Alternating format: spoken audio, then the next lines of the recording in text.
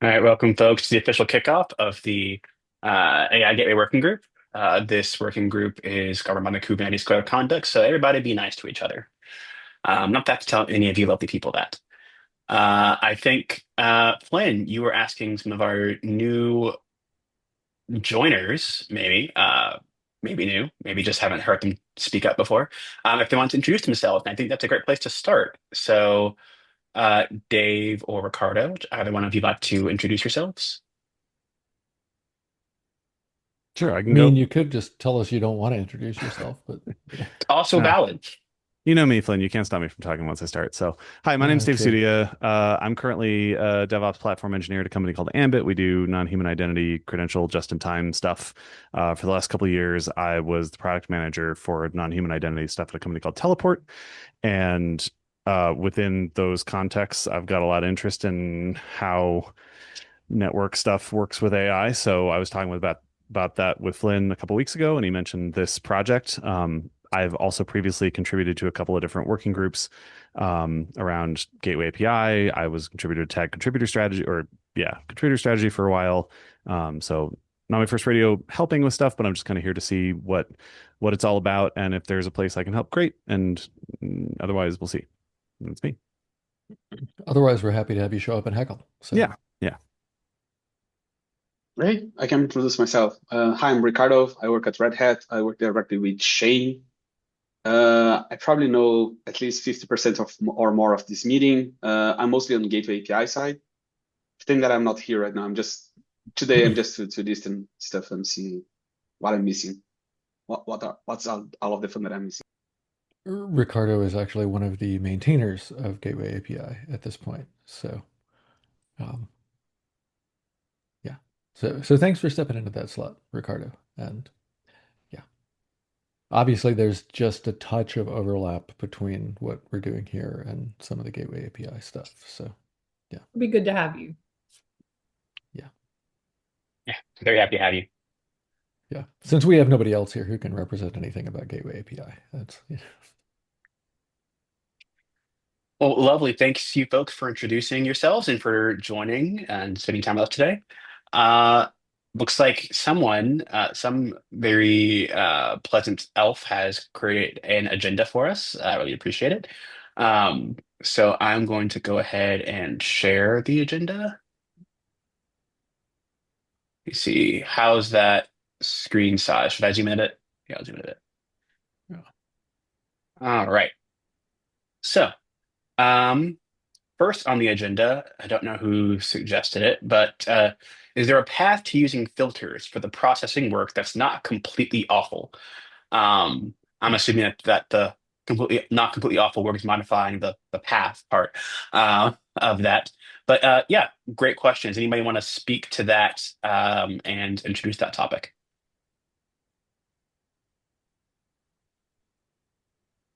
Um, Mike, did you add this one or did somebody copy it from something I wrote back when? So I remember when we were discussing Mhm. this. Um, I guess I can talk about this. Um, and hopefully Mike will help keep me honest here. Um, Shahar did a PR talking about some possibilities for how we might describe gate or payload processing in the context of Gateway API resources. The Gateway API resources also happen to already have a filters stanza that describes a variety of things that can be done to a request as it goes through and is acted upon by these route objects. There is a fair amount of overlap here. And so the question is, might it be possible to at least do prototyping, proof of concept, exploration stuff using filters rather than modifying the resources to have yet another stanza? And to be clear, it is entirely possible to modify these resources to have a new processing stanza. It's entirely possible to do that in a local implementation without really needing to get Gateway API to sign off on it. There will absolutely be a part of getting Gateway API to sign off on it if we want to change those resources in the long term. And one of the fun things here is that if we do add a processing stanza or anything else, no matter what we do, we will have to discuss the interaction between processing and filters and things like that. So we have to think about this no matter what. And it is a possibility that we may have some opportunity to do prototyping and such using filters, which is a bit of a lower lift in some ways, a bit of a lighter lift. Nir, go ahead. Yeah. So just sharing a thought or maybe some questions. So first, I agree. I think we should explore whatever currently exists in Gateway API. But then the question I have, or the thought, so thinking long term, and I assume you are very, very familiar with Gateway API, with its limitations, what it is being used for, et cetera, et cetera. So what do you think would be the better solution long term? So do you think we could achieve everything that we want to achieve using filters, or long term we would anyway need to add the processing part? I think I am going to call on Mike for splattering my opinion. Sure. Let's do it. Yeah. Let's put Mike on the spot first. Basically, the issue is we need to fix filters. Like logically, the concept matches what we're trying to do. The problem is that filters are GA and Gateway API, so we can only do additive changes. We cannot make breaking changes to them. Let's leave that. The thing I would 100% agree with is that trying to make breaking changes is a lot harder than looking at strictly additive stuff. Yeah. Right. Yeah. But So for I guess example, what I would be yeah, curious, like long term, is if it might become possible to express filters through a lower level, like payload processing architecture design. So like if we can build the lower layer that lets you do things like express priority and whatever, and like maybe some of the more advanced things that we want to do with payload processing, then maybe filters are like the high level construct on top of that. Yeah. If we can express everything, yeah.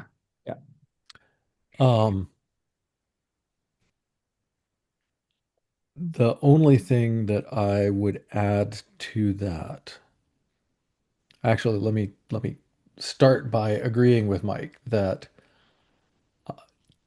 there are a lot of ways that I am looking at this as an opportunity to bring some extra perspective to bear on solving the problem that is currently filters, because filters have problems. And so we may be able to bring some of this in and then use it to improve filters. I also, so yeah, go ahead. Yeah, I just have like a continuation question. So I was actually asking a question where I thought this is what you're going to answer, but you know Gateway API better than me, then I wanted to make sure this is what you're going to say. So filters are a bit, they have some issues. So what I'm thinking, and let me know if it makes sense, I'm thinking that for POC purposes, it might make sense to just add whatever we need to make sure we can, we want to play around with the concept of payload processing. We want to try it out. We want to give it, try some demos, plug some things like guardrails, NVIDIA NeMo or others, see if, how can we meet all the requirements? So I don't want us to struggle with filters that might have some issues around it, and then we waste our time. I want to do like quick iterations, see that we converge to a working demo, and then we can figure out how to do everything using filters as a higher level abstraction or something along these So, lines. so let me tell you why I'm thinking we might not want to do that. Um, which was kind of the second part of what I was going to say as well, Okay. which is that it seems likely to me that we don't get to do experimentation completely in isolation, and that you might want other things in your cluster that already play with Gateway API. And if we decide to add stanzas to the Gateway API resources while we have things running that are expecting normal Gateway API, that might be very complex to get to work correctly. Um, Yeah, of course. There and there's it there could might, be I mean, interaction here. yeah. And so what we might want to do is something kind of silly where like we have a filter whose name is just the processing filter, and then we have some totally separate bit of configuration for what kind of processing we're going to have, or something like that. There are a lot of ways that I think we could do some proof of concept work without needing to change the CRDs underneath us just right off the bat. Does that make does that make sense? Yeah, it does. I'm just thinking that, I'm prepared to be convinced otherwise, to be clear. Um, yeah, I can share my thoughts. So I think so. It's kind of related to the current setup of the meetings that we meet every 2 weeks because the earlier meeting was with very low audience and a different audience, and this was the main meeting. So practically we met every 2 weeks, which made our progress, I think, very slower than expected. So I'm not saying that this is the right solution or that is the right solution. I'm just saying that, for a local development environment where I control everything and I want to show a simple proof of concept where I plug and play some gateway, AI gateway features like guardrails or others, it might be easier to just define a new field in the CRD or even new CRD. Locally, it's easy. You control everything, right? You're an admin of your local cluster. But then I get your point because eventually, even if we do something locally, we need to go back to Gateway API and get that merged there. Um, just in terms of the speed of iterations and development. So yeah, I'm kind of sitting Keith, between the oh, options. sorry. Yeah, So Keith, go Keith, we're ahead. expecting wisdom to guide us the right direction here. Oh, that's what I do. Just kidding. So I empathize a lot with what you're talking about, Nir, because working on the back end stuff, on the back end PR, there's so much that uh, is relevant to Gateway API, and I have been probably to a not great extent. I've been trying to sort of prioritize um, getting some degree of consensus on the idea before doing a bunch of the prototyping, and I probably necessarily shouldn't necessarily do that. I do think when it comes to the work that this group does, I think we have the difficult part of this is that we have to find a balance between prototyping moving forward, and getting proof of concept to validate our ideas because there's a lot of stuff that needs to be done. But we need to do it, I think, with an eye towards compatibility. Like I don't think I think it's one of the things that makes us different than maybe some of the other working groups that are out there, and are the other AI groups that are out there. Because, for example, if we choose a design that we know for a fact is not going to ever fly on Gateway API, or we're not answering some of those core questions, then there's just not a future there because we don't own code long term as a working group. We can't, even if we want, it would be, I'm not saying any groups are not trying to do this, but like, even if we wanted to do the nuclear option and fork, We can't do that as a working group because we don't own code. It's a part of the guidelines there. There's no future. And There are ways we could do that, but let's not. sure, yeah, I Yeah. think we've got a repo, so in theory we can, but Yeah. by the time But the let's annual review comes around, and we wouldn't yeah, want to do that anyway.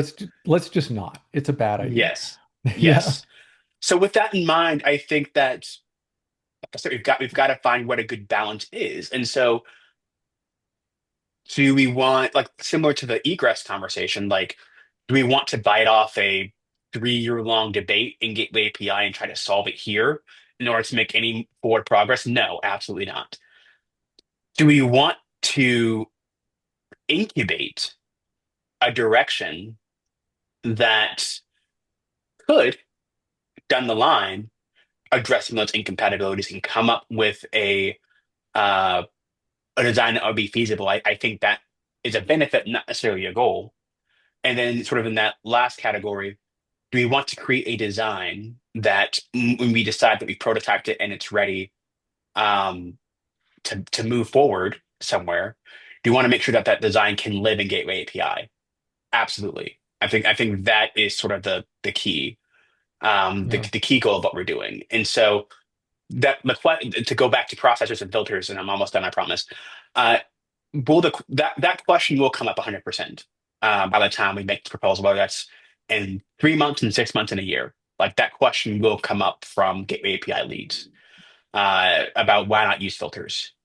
And I think it's, to the extent that we have time and it makes sense, we should have an answer and be able to point to, hey, we investigated this, and here's why we did not choose filters.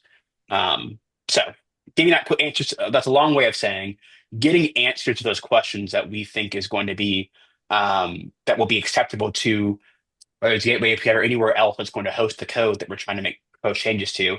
I think that's going to be a core sort of requirement for the designs that we create.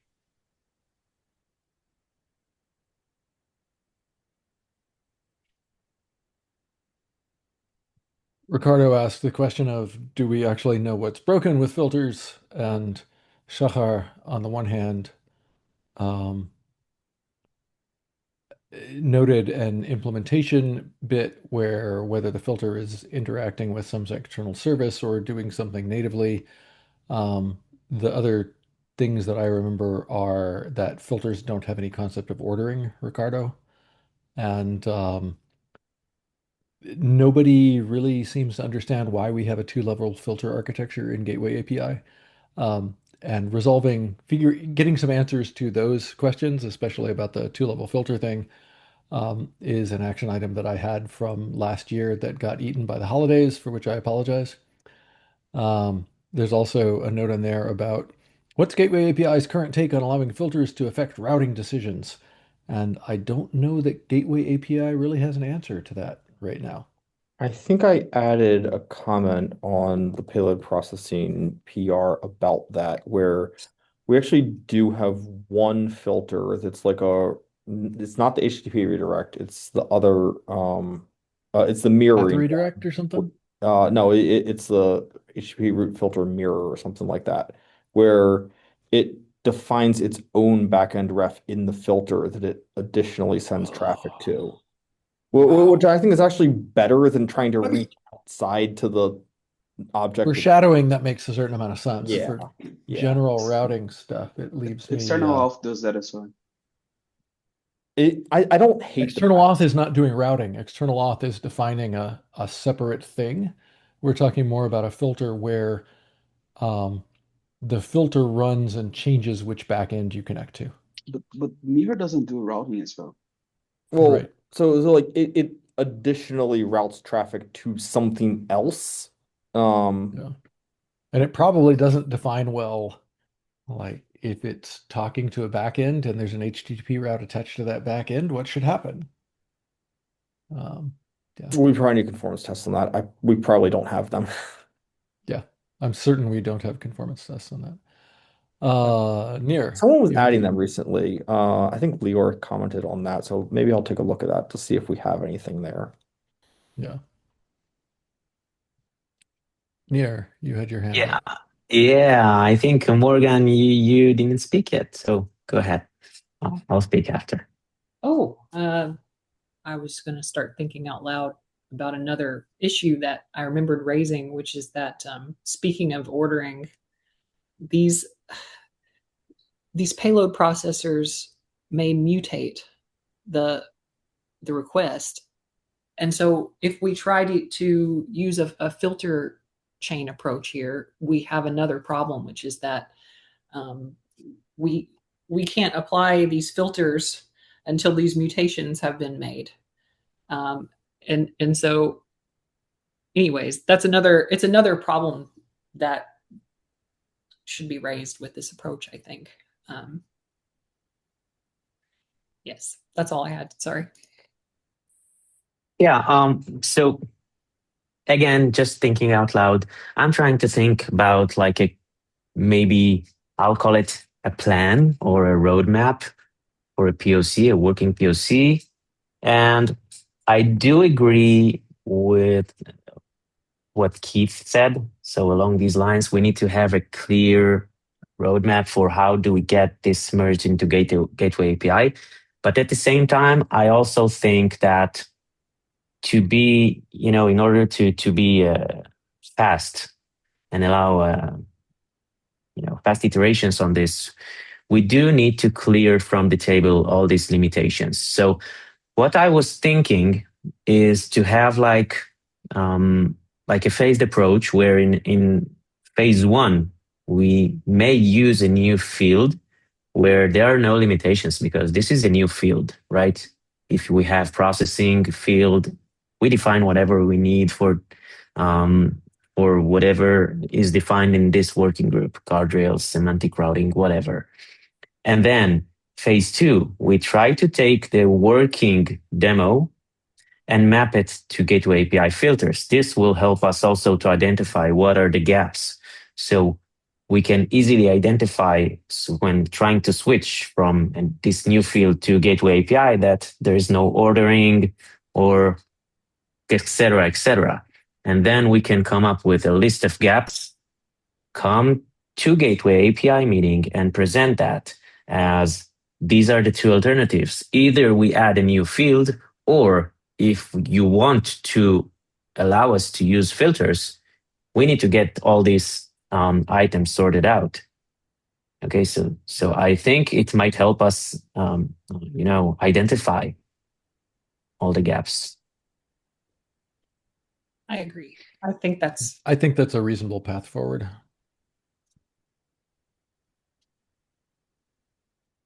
Shahar, you were driving the proposal. Do you think it makes sense? Yeah, I think it makes sense. Okay. Yeah. And so to be clear, based on the proposal, does that mean we think we might go ahead and make a payload processing pipeline CRD and then implement a chain of, stub processors from there, and then just go back and see how that maps later, right? I would do that. So I would, implement a pass-through, processor that just adds a line to a log file, and then we can see the calls.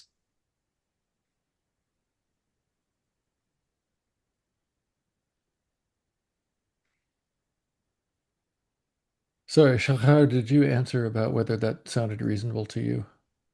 Yeah, I did. I think Okay. it does. Yeah. That's what I get for trying to type and listen at the same time.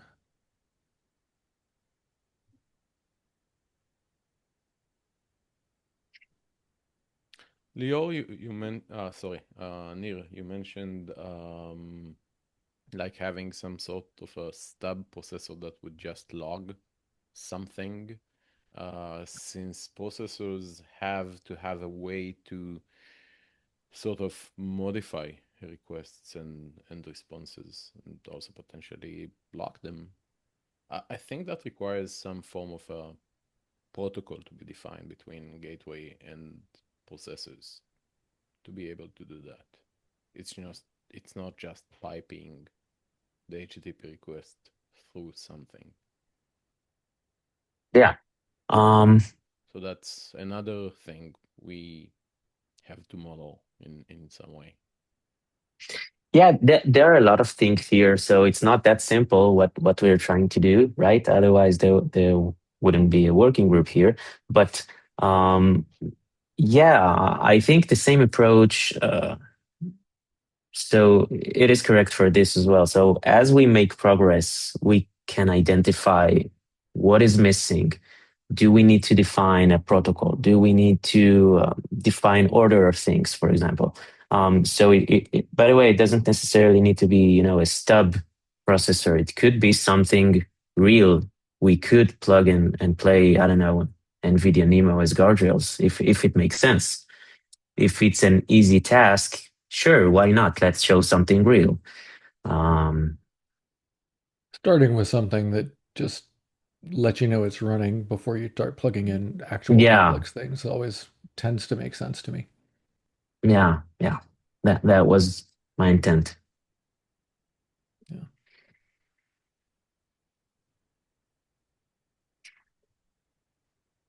So, Sounds like we got I consensus mean, almost. I, I think we have consensus that, going ahead and doing a straw man and then trying to map it to filters makes sense. So that sounds like a thing to do. I'm assuming that Shachar and Nir are going to be running with that one immediately, but I don't know. Yell if I'm wrong.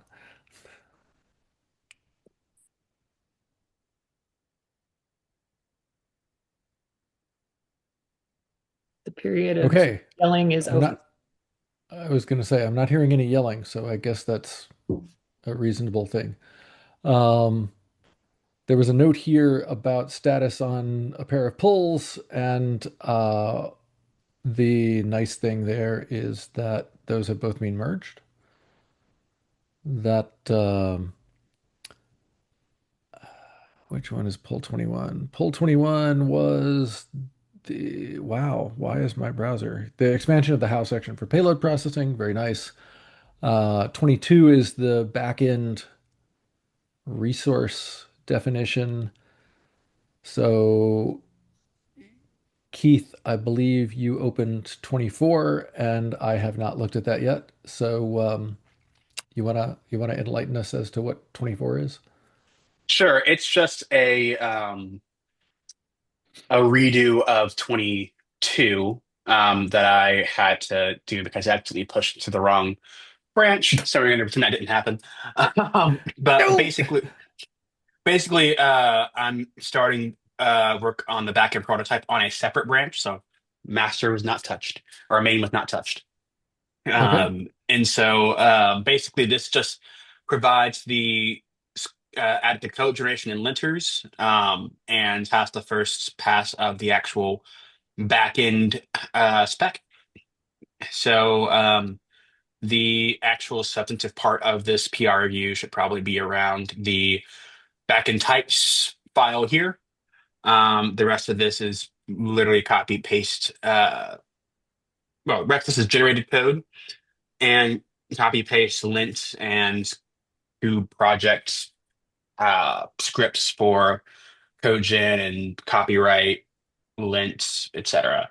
Um, so uh, I've got I'm another so happy that PR. you're doing that and not me. I literally copy pasted from the Kubernetes networking group. Thank you, folks, for that. Um, but I've got another PR on top of this that actually starts implementing an Envoy control plane to actually test this out. It's like 50, 60% of the way done. Also inspired by the Kubernetes networking community. Okay. Really appreciate you guys. Um, the big difference is going to be that our backend resource is different from their backend resource, and that their backend resource only really covers MCP. That's all they really care about. Um, because I'm trying to proof of concept how this is going to work in general, like more generally, and this in recovery egress in general. I am doing more to do like the full like TLS. Yeah, the actual backend resource does a lot more, so it's taking a bit longer to get that POC done. But I'm hoping by the end of the month I should have something end to end around early February. So we'll see Cool. how that goes. But yeah, this first initial PR doesn't have any of that actual logic stuff. It's just the types and the APIs. So if anybody wants to use the backend resource in their own projects for their own prototyping, this PR will make that possible. Nice. Um, Anybody have any other things to say they want to say about that before we move on to the next topic? I had a question. I was thinking of a question and now I've forgotten what it was. So I guess it wasn't that critical and I'll come back to it later. Oh, actually, I should say, for your benefit and others, Flynn, the prototype I'm working on of an Envoy control plane is extensible to also be a control plane for anything other proxy you might want. So if you want a Linkerd data plane, Excellent. everything's sort of Envoy namespaced. So Linkerd and Agent Gateway were the other two consumers I was considering. So Good. feel free I'm to glad to hear it. chime in. I'm a little bit sad to have to also add that, well, yeah, so we'll have to go and see if we can get Gateway API RS to think about picking up some of that because, Yeah, that's or, fair. Yeah. or possibly, I don't, hmm. This is a discussion that I think needs to happen outside of this group about does it make more sense to keep lumping things into Gateway API RS or does it make sense to include Rust code gen in this repo? And I do not know enough about that right this second to have a strong opinion on it. Beyond the fact that I would really like for Rust to be considered a first-class citizen for all of these things, and that makes me feel like having it generate its own crate would be nice. But I guess I'll add that as an action item for myself. Um, in the meantime, Morgan, you had your hand up. So Yes. Before we moved off the topic completely, I was just thinking about the proposal of whether or not we should add a protocol for the payload processors to use. Xproc already has a protocol. Would we want to build a prototype that just uses that?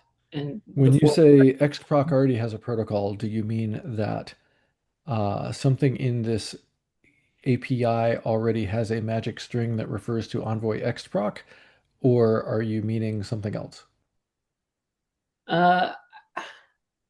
I meant that when we build our prototype, do we want to basically implement the payload processor guardrails or whatever using Xproc, using its protocol already, or do we want to just to avoid the problem of having to define some way of saying like this is So let me ask a slightly different or a follow on there, which is wow, I have to figure out how to phrase this one.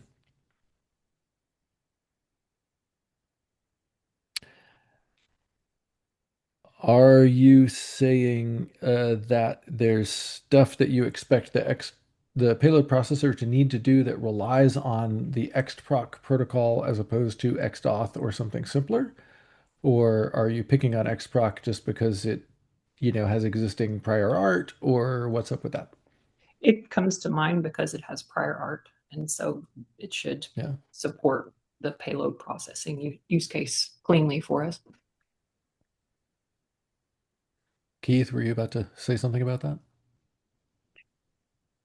I was going to say yes, it does have prior art. I am nervous about using Xproc because Yeah. unlike XAuthZ, Xproc is full of Envoy implementation details. There is the route hash stuff, especially when it comes to processing that changes the route is particularly concerning to me just because I don't want to create, don't want this group to create a payload processing thing that has certain assumptions baked in as we're testing with this. And then it turns out Yeah. that library create can only be implemented by Envoy. But that's the reason I was asking, is that it's straightforward to implement X.Z if you are not Envoy. At least it's straightforward to implement the HTTP version. The gRPC version has the protocol is not really Envoy dependent, but the types, you basically have to import a bunch of Envoy types in the gRPC version. But even there, nothing about it is tied to any application logic in Envoy. And the last time I looked at XProc, it scared me greatly to think about trying to implement it outside of Envoy. Um, I mean, unless But X I think X.C, I was just looking, it can't do mutation, which is one thing we had talked about. Is that right? define mutation. We can't. We You can't you can't modify the body. we can't like swap out the if we process if we want to have a filter that replaces the model field in a request Mhm. to an inference endpoint, we can't do that. Well, I mean, we can. Sorry, go ahead, Kellen. Even further than that, we have a potential use case where we may want to swap from HTTP to gRPC, and XProc can do that for us. Also, F5 supports XProc, just to call that out. That's good to know. Yeah. But when you say F5, what are you talking about? Nginx? Like, what's the data plane? If you know. I'm sure it would be Nginx, right? Because don't they own Nginx? F5 has a lot of different Let me products. see. Some I of know which it's are not open source, Envoy based. which are Let me not. find the fella for you. Yeah. I'll look it up, but I know it's definitely not Envoy based. Nginx, yeah, Nginx. Yeah. So this is going to sound pedantic, but which Nginx? That I have no idea. I really don't. Yeah. Sorry. That's I can get you in one of. contact with Sailor Berman. Yeah, that would be good to know because while, like I said, I realize that asking which Nginx sounds facetious, but there are several different versions, some of which are open source, some of which are not, and knowing whether, like, did they implement it in open source? Can we look at the repo, or is this a thing that's limited to what do they call it, Nginx Plus? That's all closed source, and so Yeah. that's a question. Um, Sure. my bias about XProc is mostly about the fact that the last time I looked at it, it really was intimately tied to some Envoy stuff. And the more I see about how much traffic is being carried by envoys, the more deeply disturbed and terrified I get. Um, and so I kind of like the idea of things that are not intimately tied to Envoy. But yeah, Shahar's point about taking inspiration from XProc is a really good one. We could certainly look at it and figure out what's something that is, has some of the same advantages, but is not so intimately tied to Envoy would look like. And that would very possibly be of great benefit to the ecosystem as a whole. Yes. The only sorry to jump in without my hand. The only thing I would say is whenever we build the prototype, we have at least one payload processor that does mutation because that Yes, can introduce 100%. a lot of edge cases. And so as long as we do something that supports mutation, it doesn't matter. Yeah. Keith. Yeah, I would agree with that. I think having, even if the protocol is slightly different, or if we go away from Envoy, having something that is mappable into Envoy is going to be important, I think. Yes. Sort of to go back to the original question, I'm just to register my vote, as assuming I have something like a vote. I don't know. But I would recommend, that's a better way of saying it. I recommend not going straight to XProc, but creating your own mapping. because I think it's going to be more valuable to be able to say a payload processor must be able to do or change these things versus a payload processor needs to be able to modify this filter state, which is a lot of how Envoy does the mutation bits or changes the behavior in some way. So I think when it comes to creating the like having those conversations, again, thinking about the longer term of what this means for Gateway API, being able to frame the questions in those ways, I think we'll find helpful. And then maybe that looks like a alternate or mappable API, and there's a small translation layer in Envoy. Maybe that means CNCF/XDS gets revitalized to hold this API. I don't know. Have But you? my vote would be to start from the first principles. I completely agree with that idea of starting from first principles. Have you looked at the CNCF XDS repo? Not seriously in like a year and a half. um, I mean, when I went down last year to write the description of X.C, fun fact, there has never been a formal description of the X.C protocol. I don't know yay. Um, so I wrote one that currently lives as a proto gep, and I'll probably move it into the XDS repo or something. But yeah, it still leans really heavily on stuff from Envoy and things like that. And so making that less dependent on Envoy would be an effort. Yeah. yeah, fair. I should also probably point out that a lot of what I'm saying could easily be interpreted as Flynn hates Envoy. That's not exactly what I'm trying to say here. Although I will say that I am not at all fond of C++. What I'm really opposed to is this idea of infrastructure monoculture, where if if the Linkerd proxy carried 99% of the traffic running in Kubernetes clusters, I would also be worried. I'd be less worried because it's not C++, but I would still be worried, and I would still think that was a thing that we should change.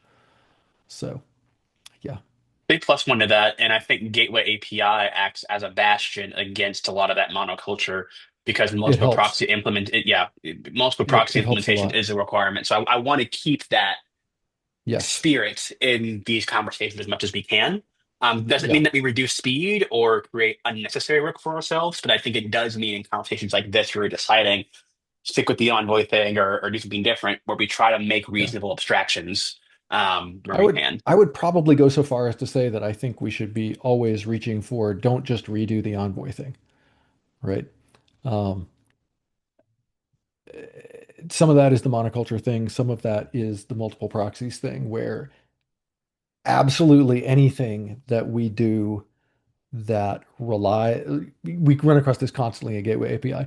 Oh, we can do X because we can just implement that with an Envoy filter. Well, yeah, Linkerd can't do that. Nginx can't just do that, And so that's been a pretty big deal with some Gateway API things in the past already. So Okay. Shahar, does that help?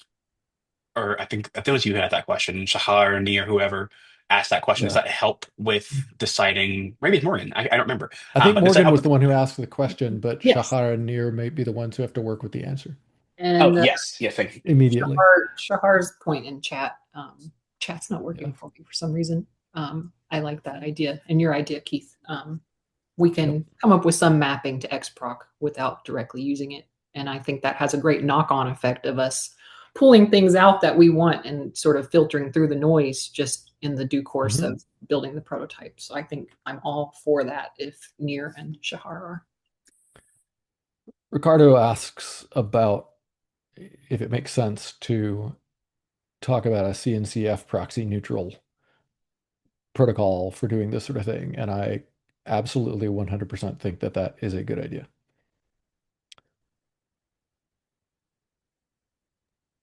Plus one from me. Can try to see when it's their meeting of tech network or whatever, try to bring to them. Yeah. Who is Tag Network the owner of CNCF XDS? I'm sure they are. or sorry, it's Tag Infrastructure now. Got renamed. Um, but I assume they own that repo. No idea. But Might be worth I checking. take a have look. no. Okay, so XDS calls itself. There's an XDS working group. Still, they did a Well, I'm tag looking at refresh. I'm looking at the media the re blah. I'm looking at the README in the Uh, CNCF XDS repo. It says XDS API Working Group, XDSWG, which is a little fascinating because, this is code. Um, so how, wait, what? so But it, tags in CNCF have different rules about what working groups are versus what Kubernetes says working groups are.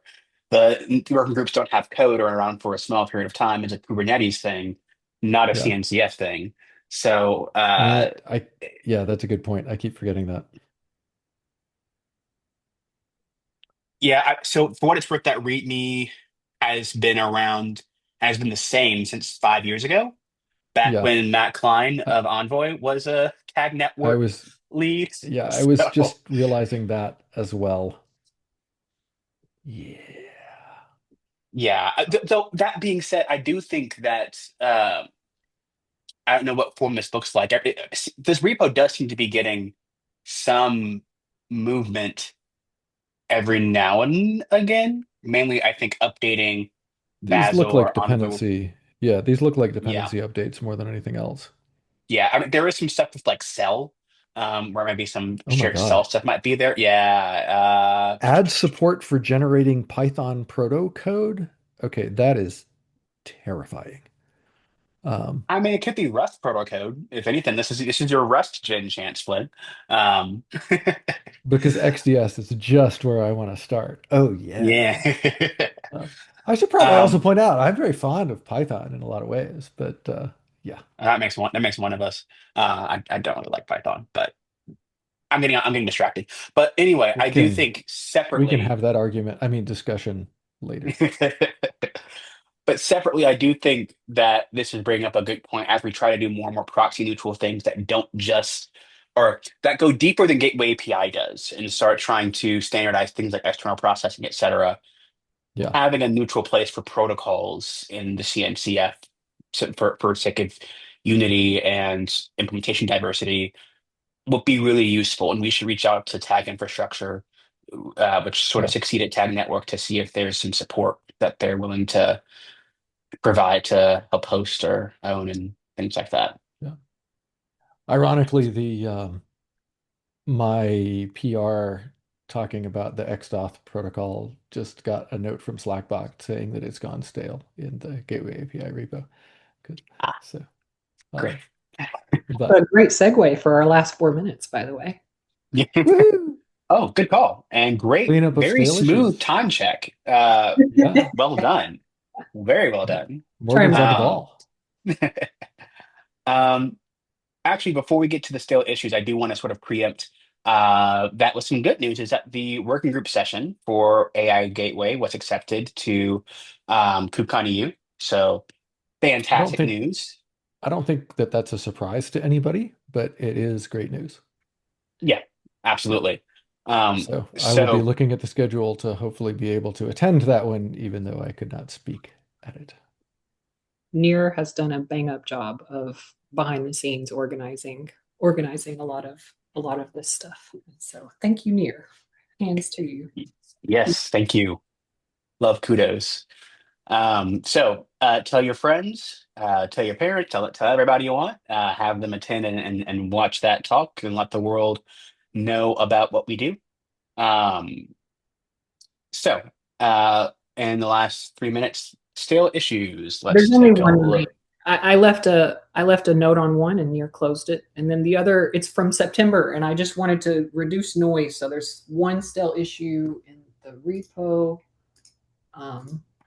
It is about should we aim to standardize APIs for real-time inference and Oh, and batch. now this is something we might want to revisit in the future. If we do, I think we should maybe note it in one of our proposals and then maybe close the issue. It's Does any of this change? Well, does the fact that I think working group serving is spinning down change any of this?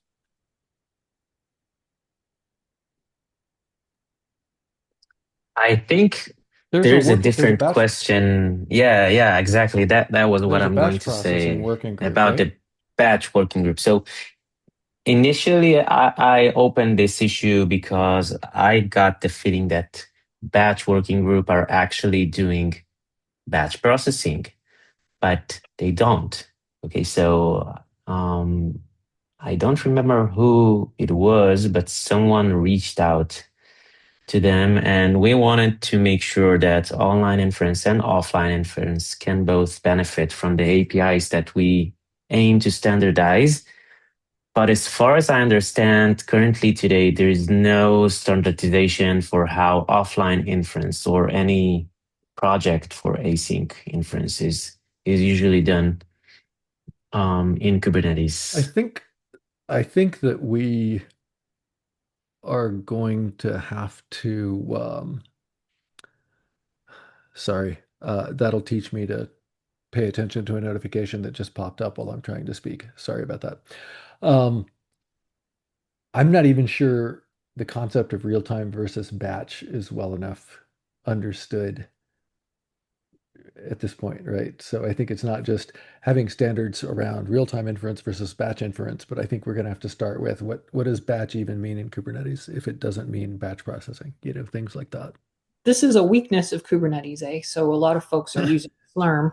They're using Slurm for anything that has to do with, well, I know with training models. Yeah.